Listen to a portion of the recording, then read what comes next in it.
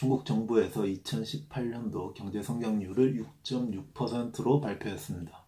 외신들의 이제 부정적인 기사들, 부정적인 뉴스들이 이제 쏟아지고 있는데, 지난 28년간 최악의 경기 침체다. 글로벌 먹구름이 드리우고 있다. 예전 같은 대형 부양책이 나오기는 힘들다. 숨겨진 실상은 더 어렵다. 중국 정부를 믿을 수 없다.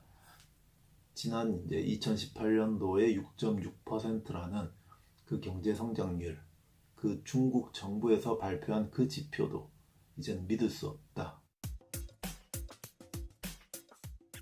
2019년도에 전문가들이 예상하기로는 6.2% 정도의 6% 초반대의 경제 성장률을 기록할 것으로 보인다. 그러니까 더 낮아지는 거죠. 근데 일각에서는 아니다, 더 떨어질 거다, 아주 폭락할 거다, 이렇게 보는 시선들도 있습니다. 이렇게 부정적인 뉴스들이 굉장히 많이 쏟아지고 있다.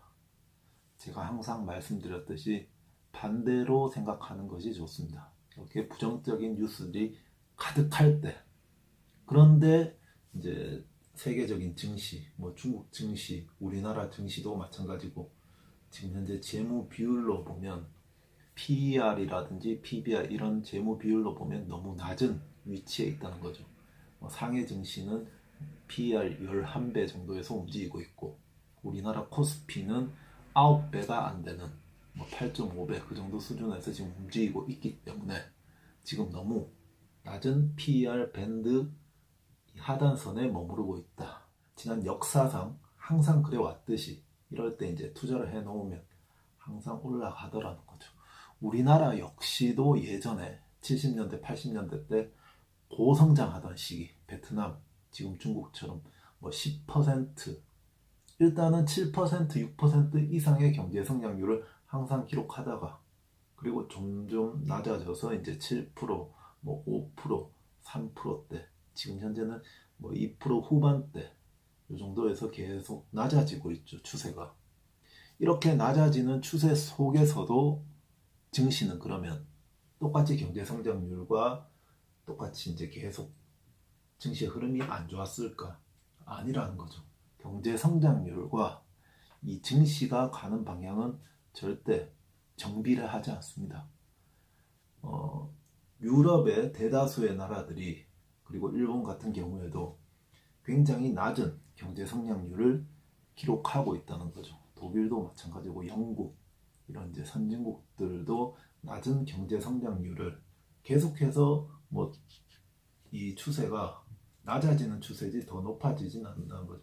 경기 하강이 오면 또 내리기도 하고, 또 경기가 또 확장 추세에서는 또 오르기도 하고, 이런 경기는 순환하고 있기 때문에 중국 경제 역시도 경기 순환 추세에 따라서 지금은 이제 하강에서 밑에 바닥에서 놀고 있지만 또 경기는 확장 국면에 들어선다.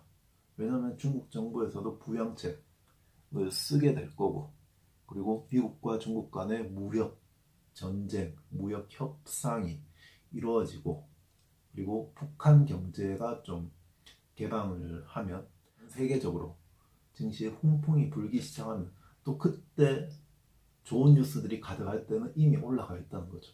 그때 또 개인들이 또 투자를 많이 하게 되겠죠. 그럼 또 이제 폭락이 오고, 항상 반대로 우리는 읽어야 된다.